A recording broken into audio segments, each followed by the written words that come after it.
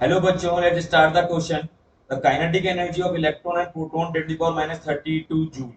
The relation between their de Broglie wavelengths. ठीक है, तो हमें पता है फॉर्मूला क्या होता है, इसके लिए पहले हम चेक करें। तो पहले तो हम बात करते हैं mass of electron. Mass of electron होता है 9.1 into 10 to the power minus 31 kg। और अगर मास ऑफ प्रोटॉन की बात करते हैं 1.66 into 10 to the power minus 27 kg। हम कह सकते हैं कि mp mass of proton is greater than mass of electron. एक रिलेशन हमें पता लग गया बेटा यहाँ से।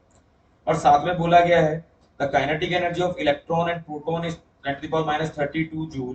Then the relation between their de Broglie wavelength. तो हमें कैलकुलेट करना है। तो देखिए हमें पता है लैम्डा का जो फॉर्मूला होता है h upon p and p also given by root 2m into e। ठीक है, तो अगर मैं प्रोटॉन के लिए बात करूं तो कितना होगा h upon root 2m mass of proton into e। And अगर मैं इलेक्ट्रॉन के लिए बात करता हूं डियर, तो h upon root 2m e into e। अब देखिए डियर यहाँ पे ई दोनों के लिए सेम दिया गया है। दोनों के लिए काइनेटिक एनर्जी सेम दी गई है। और दोनों में हमसे पूछा गया कि विच वन इज हायर।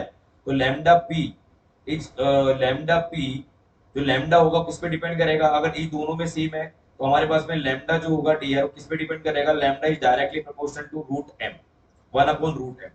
अभी हम यहाँ कह सकते हैं कि जिसके लिए मास ज्यादा होगा उसका लैम्डा कम हो जाएगा, वेवलेंथ कम होगी। बट ये देखिए यहाँ प्रोटॉन जो है उसका मास बहुत ज्यादा है कंपेरेटिव टू इलेक्ट्रॉन। तो हम कह सकते हैं कि प्रोटॉन जो है उसका, प्रोटॉन का वेवलेंथ ज्यादा होगा।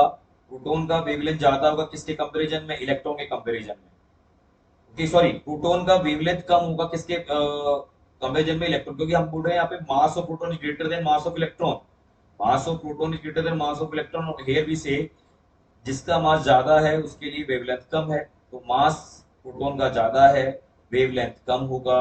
मास ऑफ इलेक्ट्रॉन कम है तो वेवलेंथ ज्यादा होगा। That means lambda E is greater than lambda P. This is the relation. So the first option is correct for this question. Okay dear, so I think you will get the answer. Thank you very much.